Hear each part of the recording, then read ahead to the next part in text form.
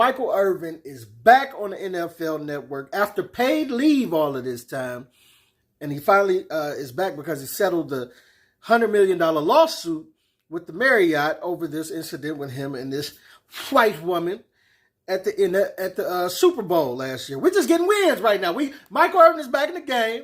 You know what I'm saying? The Lions beat Kansas City. Coach Prime in Colorado won this Saturday against Nebraska. You know, my 49ers went crazy and whooped on the Steelers. We're getting wins this week. Let's get to the report on JD Black on how this all went down with Michael Irvin. Former Dallas Cowboys star and Hall of Fame Michael Irvin settled his defamation lawsuit against Marriott and officially returned to the NFL Network on Sunday morning, just in time to kick off the 2023 season. Irvin had filed a $100 million lawsuit against the Marriott and 6 others for defamation and tortious interference in a business relationship after an employee accused him of making lewd and inappropriate comments in a hotel lobby in Arizona in February. He was pulled from the NFL Network Super Bowl coverage in the wake of the incident and had not been on since. Irvin and Marriott have settled the lawsuit. The Dallas Morning News reported on Sunday. Terms of the settlement are not known. But from what I saw, and take it for a grain of salt, but I saw it on MediaTakeout. They say he got $25 million out of it. I can believe that. I can 100% believe that. And so they are guesstimating he got about $25 million. They didn't disclose what it is, but like Jada Black said, MediaTakeout, from some sources they got, allegedly say they got $25 million. I would have went for the 50 piece at least. Let me get the 50 piece. You dig what I'm saying? 50 piece wing ding. Count me out. Count me out. Get me in the game, because it took me out the game, even though the NFL Network kept paying him, and he said they paid him because they had intentions on keeping him. They paid him because they didn't know which way this was going to go. You understand what I'm saying? And if they didn't pay him, he would possibly be able to sue them as well. Because I know that's what I would have been thinking. I would have been thinking like, oh, you going to fire me too over this? And you barely know what happened? Oh, I'm suing them and you. So they was doing a 2-for-1. So by continuing to pay him, they saving themselves the possibility of a huge lawsuit against them as well if it comes out that he didn't do nothing, which he didn't. You dig what I'm saying? But I'm just saying, he sued for the $100 million and he settled for the 25 allegedly. But I'd have had to go for that half. I'd have had to go at least for 50 piece. You know what I'm saying? Because you didn't disparage my name. You got me out here. I'm suffering out here. Okay, what they call it? Pain and suffering. It pains me every day I think about this mentally. I don't know how to handle myself. You know, but it was some people that, of course, didn't believe him. Even though the allegations, when they came out, I mean, almost everyone could see that this was clearly a money grab. But not good old Candice Owens, though. Not good old Candice Owens. Candice Owens could not see through the smoke and fogs. You know what I'm saying? She just immediately, oh, he did it. He did it. He's a nigger. He did it. This is a black woman, supposedly, I guess, making this assumption. You know what I'm saying? Michael Irvin spoke out regarding the allegations that a waitress made at the Marriott that he had harassed her, and his statement is stunning. It is so post George Floyd America. You just sit down. If you are walking, if you are standing, please sit down, because it's that wonderful. Take a listen. This sickens me. This sickens me, because in this great country, this takes me back to a time where a white man would accuse a white woman would accuse a black man of something, and they would take a bunch of guys that were above the law, run in the barn, put a rope around his foot, and drag him through the mud and hang him by the tree. Oh, is that what this is like? Is it? Are you Emmett Till? Is that what? Are we now invoking Emmett Till? Somebody makes an allegation, and your instinct is to invoke Emmett Till. Here's the thing: can we just kill something today? Can we all make a promise today, a pledge of allegiance, if we will? We have got to stop comparing everything to slavery, Jim Crow, and the Holocaust. all people can do. It's like everything is literally slavery. It's literally Jim Crow. It's literally the Holocaust. But it literally is not. It's just not, right?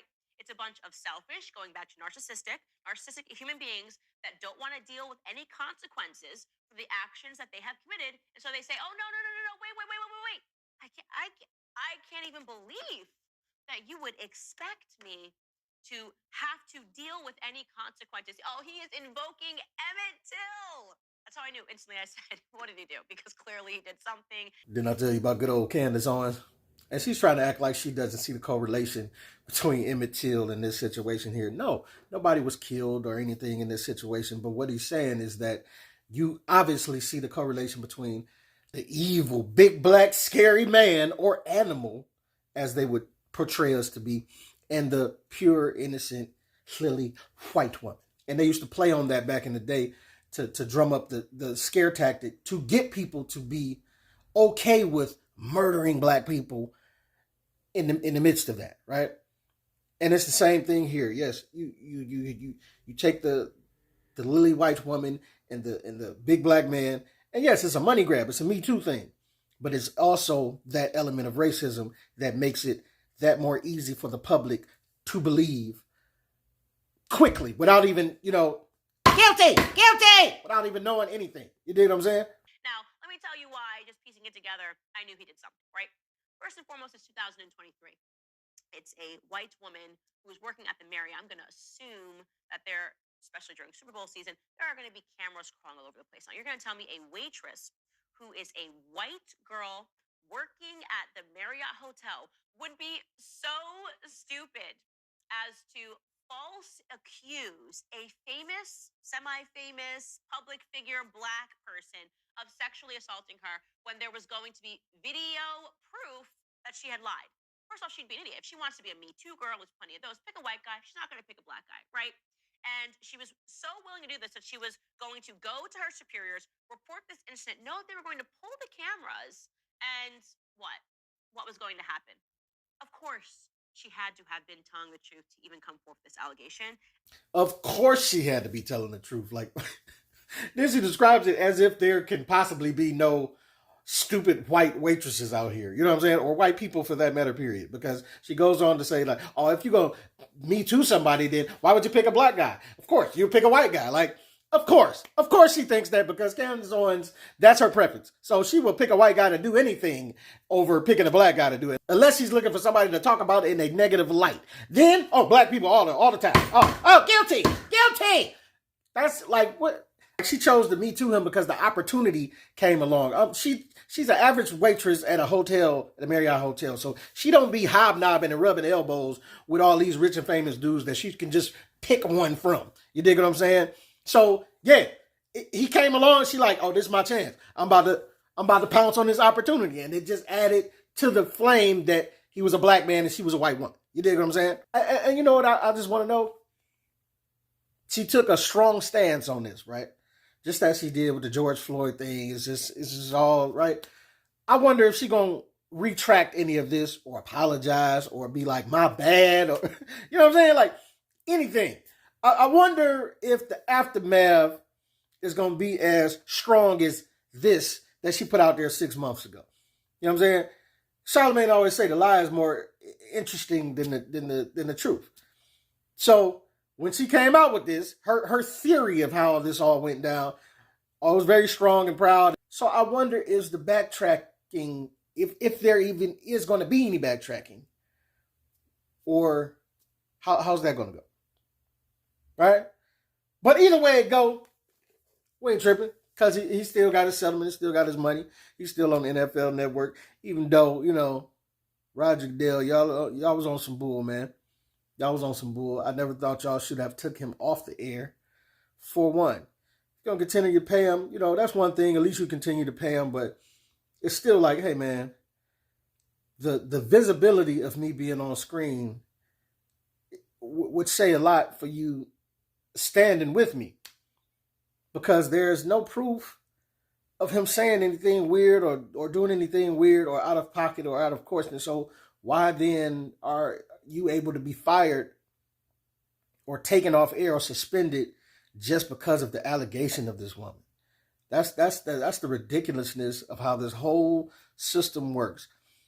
People are able to assassinate your character publicly and just annihilate your whole your wages that you got coming in from this way and that way, your whole way that you support your family.